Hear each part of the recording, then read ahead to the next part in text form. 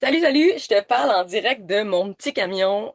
En fait, je vais te parler vraiment de vivre le processus plutôt que faire un processus. C'est vraiment différent. Puis je pense, quand tu vas avoir compris un peu la fin de mon vidéo, tu vas peut-être avoir envie de vivre un processus plutôt que faire un processus, que ça soit un objectif de perte de poids, de remise en santé, un objectif sportif, que ça soit l'entrepreneuriat, peu importe l'objectif que tu souhaites, c'est vraiment quelque chose que j'ai compris puis que souvent on me dit, mais justement, il faut le vivre parfois pour le comprendre. T'as beau le savoir, mais il faut que tu le vives et que tu l'incarnes.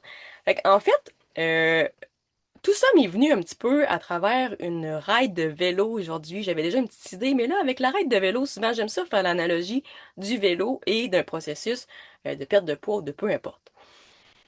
Et avant, je faisais du vélo, j'adorais ça, je sortais avec des amis, après ça, on allait boire une bière. Et à la fin de cette année-là, j'ai décidé que je faisais de la course. Puis là, je me suis inscrite à des courses et j'ai très bien performé. Pour vrai, pour une première année de course, je performais, j'étais toujours deuxième ou troisième. Et pour vrai, j'adorais ça, j'avais du fun.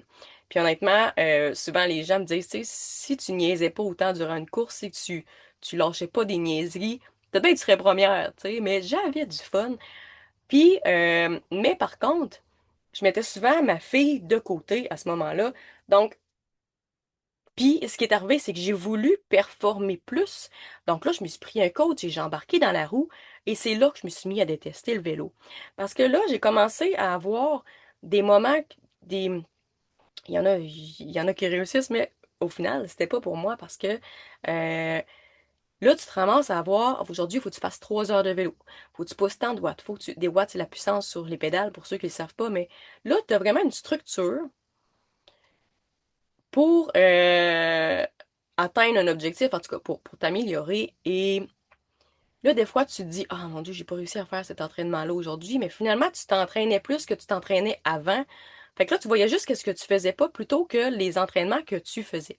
Et ça revient partout dans l'équilibre de vie, un peu ce sujet-là, parce que dans le fond, c'est ça, je me suis mis à pas aimer faire du vélo. Et cette année, j'ai peut-être 3, 4 raids de fête, mais je n'aimais plus mon Garmin, mon petit ordinateur sur mon vélo. J'ai ma montre Garmin, par exemple, qui va, parce que j'aime ça quand même voir la distance que je fais. J'aime ça voir les statistiques quand même, mais je savoure et je vis cette ride-là maintenant. Ce que ça fait, c'est que quand je fais du vélo, ben, je vois des choses que je voyais pas. C'est un peu comme une méditation envers moi. J'aurais pas eu ces idées-là aujourd'hui si j'avais été dans la performance à me concentrer sur ma puissance, mes watts, puis tout ça. Et souvent, quand on dit vivre le processus aussi, c'est que, mettons que tu te dis j'ai 3 heures à faire, puis là, tu fais comme, bon, j'ai une demi-heure de fête. Bon, j'ai 1 heure de fête. C'est pareil comme quand que tu fais un vol d'avion, puis tu t'amènes des revues, tu t'amènes des films, tu jases avec les autres. Si tu fais ton vol d'avion, puis tu regardes toujours ta montre en te disant, ah, il nous reste encore tant de temps, ah, il nous reste encore, hey, c'est long. Puis quand je dis de vivre un processus, c'est justement d'avoir du plaisir à travers, puis de joindre d'autres sphères de ta vie à travers. Et ce qui est intéressant, c'est qu'à un moment donné, t'arrives et tu fais comme, oh mon Dieu, hey, j'ai déjà perdu 5 livres. Oh mon Dieu, je suis rendu avec 5 clients. Oh mon Dieu, on arrive à la fin. Tout ça est dans l'équilibre. Puis c'est correct. Je suis pas en train de dire que je suis toujours dans l'équilibre. C'est correct, des fois, de perdre l'équilibre, mais ce qui est important, c'est d'être conscient qu'on est en train de perdre l'équilibre ou d'être capable de le reconnaître ou de le voir arriver. Tout ça pour dire que dans le fond, dans le passé, je voulais performer en... Je voulais être...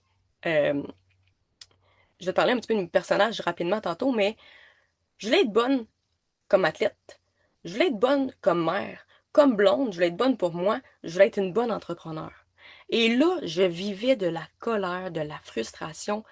Et mon côté plaisir à un moment donné, je dis, mon Dieu Seigneur, sérieux, je me suis dit, ça paraît bizarre, mais à quoi ça sert? À quoi ça sert tout ça? Je vis plus, je n'ai plus de fun. Sérieusement, j'ai fait un burn-out en septembre dernier. Et ben, je me suis sortie d'un burn-out en me pognant une job 40 heures, 35 heures, pardon, pour prendre du recul.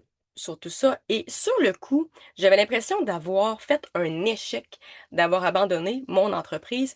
Mais au final, pour vrai, ce moment d'arrêt-là m'a permis de mieux avancer maintenant et d'observer où c'est que j'ai fait des erreurs, où c'est que parfois je perds l'équilibre. Et c'est ça, vivre le processus. Si tout aurait bien été, j'aurais pas évolué comme je suis là maintenant et je ne serais sûrement pas en train de te parler de ça. Quand je te parle de mes personnages, c'est que ben j'ai la reine, que elle, c'est mon ego. Elle qui veut, tu sais là, la partie de toi qui veut être performante, qui veut suivre un plan à la lettre, qui est vraiment exigeante, puis c'est comme il n'y a pas de passe-droit, c'est ça. Puis quand tu te connais qu'à elle, tu penses que ça va être une ligne droite, puis ça va y aller, puis tu vas avoir le contrôle.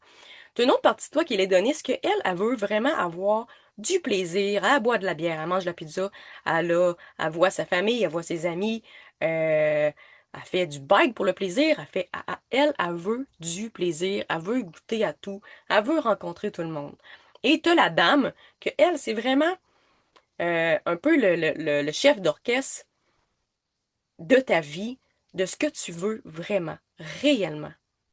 Quand que t'as pas de masque, quand que les deux sont en équilibre puis qu'ils prennent pas trop de place chacun à leur tour. Ce qui arrive, l'analogie un petit peu du cycliste à travers ça, et même si t'es pas cycliste, tu vas comprendre, c'est que quand on fait du cyclisme en peloton, t'en as un en avant qui tire, puis les autres suivent, fait qu'ils ont leur draft. Fait que dans le fond, elle coupe, mais elle est bien simple pour ceux qui font pas de cyclisme, elle coupe le vent, puis l'autre en arrière, ben, c'est plus facile de pédaler derrière, et on fait des relais pour ne pas s'épuiser en gang. Ben c'est pareil dans ton petit monde intérieur. Le but, c'est de pas t'épuiser, puis de pas laisser, par exemple, la reine qui est super performante, prendre les devants puis s'en aller tout seul, puis les deux autres sont comme je suis pas capable de l'attraper, puis elle va se brûler tout seul parce qu'il y a personne pour prendre le relais. Fait que c'est pareil, peu importe le processus que tu fais, que ce soit la perte de poids, l'entrepreneuriat, peu importe ce que tu fais, si tu laisses aller la reine qui est performante puis t'es dans le fond, tu vas te brûler. Et si tu laisses l'hédonisme, par exemple, y aller en avant dans ta vie, ça se peut que demain, tu le regrettes. Parce que là, ça se peut que tu aies fait des dépenses, ça se peut que tu aies mangé des cochonneries, ça se peut, peu importe, a été vraiment trop euh, dans l'impulsivité, tu sais, c'est comme l'adolescente, là. L'adolescente un peu ça brosse, là, tu sais, qui fait comme, oh fuck off, on vit le moment présent. Mais c'est pas mauvais, parce que ce qui est intéressant, c'est que toutes ces parties-là sont importantes chez toi. C'est juste de trouver l'équilibre. C'est juste que les trois s'alignent, puis qui pédalent ensemble, mais que d'abord, ils ont décidé, ça va être quoi l'objectif? Ils ont la même objectif, toute la gang, puis la même cadence aussi. Il n'y en a pas une qui va plus vite que les autres, puis elle respecte la vitesse des autres. Et dans ce temps-là, c'est que quand tes trois sont équilibrés, ben, tu maintiens le pace, puis tu te brûles pas. Mais ce qu'il faut là-dedans comprendre, c'est d'être capable d'être vulnérable envers nous, puis d'être honnête envers nous, des fois de regarder la reine. Des fois, ça peut être dur de dire, OK, je suis un peu de même. Ou de regarder les données et de dire, oh boy, je suis un peu de même. Puis des fois, ce qui arrive, c'est ça, les masques. Ben, c'est pas juste ça, mais OK, là, à soir, c'est ça, les masques. C'est de regarder, puis être honnête envers nous-mêmes, puis vulnérable envers nous-mêmes. Puis c'est de même qu'on avance dans la vie, puis qu'on progresse, puis qu'on s'améliore. Pour vrai, je suis zéro la même personne d'il y a 1 an, d'il y a 6 ans, d'il y a 10 ans.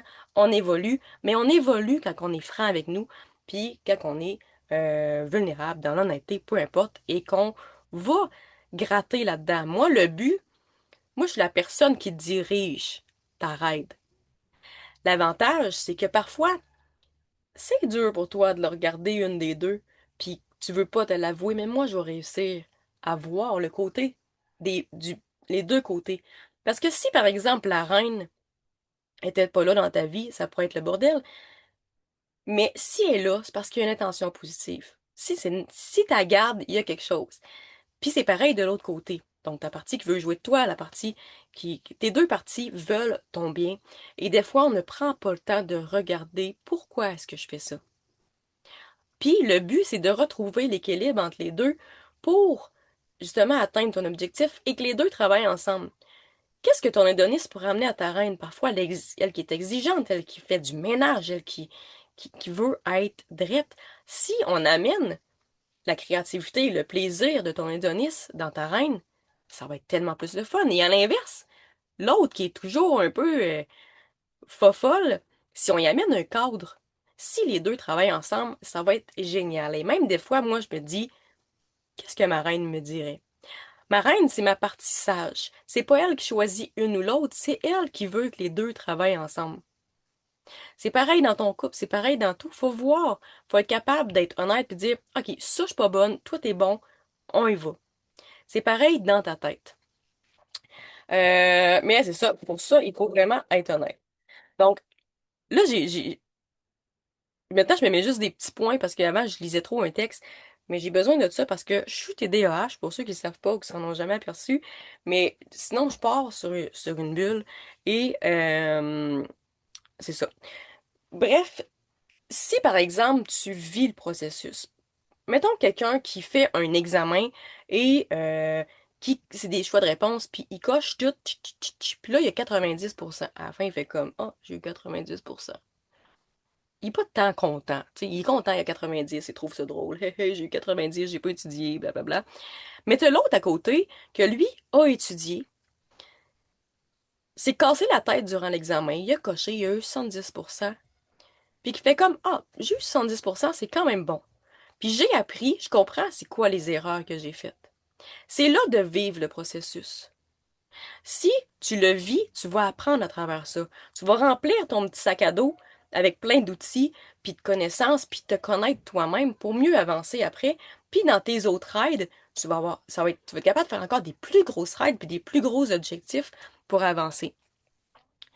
Euh, puis honnêtement, tout ça,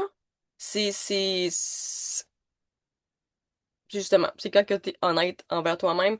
Donc, si ça t'intéresse de ne plus vivre sur le mode automatique, de dire, ah, je prends mon bicycle, je suis, tu sais, automatique, sans vraiment te fixer un point, sans nécessairement regarder les deux côtés t'es pas capable de trouver ton équilibre. Si tu fais toujours l'effet yo-yo, c'est exactement ça en vélo. Souvent, on dit que ça fait l'effet élastique. T'en as une qui part, puis là, les autres, ouh, puis là, à un moment donné, là, elle est brûlée, elle revient, puis là, à un moment donné, c'est l'hédoniste, tu sais. Tu vois un peu le genre, ben, ton effet yo-yo, que ce soit d'une perte de poids d'une entreprise ou peu importe, c'est exactement ça. C'est quand tu prends pas le temps de regarder tes personnages ou tes parties de toi, appelle-les comme tu veux, quand tu prends pas le temps de les regarder, puis de les apprécier aussi. Parce qu'ils ont toutes leurs forces, puis des fois, c'est dur de voir. On est tellement dans la performance, c'est ça qu'on voit de nos jours, puis c'est un peu ça qu'on nous a inculqué avec le temps, d'être dans la performance, puis de travailler dur, puis d'être bon, puis d'être parfait. Mais c'est correct de pas être parfait. Je voulais te dire que présentement, t'es assez. T'es exactement à l'endroit que tu dois être dans ta vie. Puis d'être capable de regarder tes deux parties pour être capable de vivre le processus. Pas juste de faire un processus, mais de le vivre à travers. Ça change quoi que tu atteignes ton poids dans 6 mois? Comparativement à si tu le vis rapidement, mais que tu n'as rien appris, puis que tu vas reprendre ton poids parce que tu n'as rien appris sur toi. Tu n'as pas appris pourquoi tu le fais. Tu n'as pas repris confiance. Tu n'as pas appris euh, l'amour de toi. J'ai essayé d'aller vite dans une business une fois, puis c'était pas ce que j'aimais. Je me brûlais à faire du contenu ou dans quelque chose que j'aimais pas. C'est de là que c'est important d'avoir quelque chose qu'on aime, que l'autre partie, maintenant je suis créative dans ce que je fais, j'aime ce que je fais. Puis c'est pour ça que je suis capable de garder mon équilibre. Puis à tous les jours, je regarde mes trois personnages, puis est-ce que je leur ai toutes laissé de la place? Parce que si je me repose pas des fois, je le sais, je vais tomber. Mais si j'ai pas de cadre, ça aussi, ça marchera pas. Donc voilà, j'espère que ça t'a parlé. Je t'invite à laisser des commentaires, me dire qu'est-ce que t'en penses. Puis peut-être regarder lequel des trois personnages, ou peut-être les deux, parce que c'est souvent deux extrêmes, lequel le prend le plus de place dans ta vie actuellement et quels petits changements tu pourrais faire pour essayer de les rapprocher. Comment tu pourrais mettre du plaisir peut-être dans ton cadre et comment tu pourrais mettre un peu de cadre dans ton plaisir. Voilà. Bonne journée!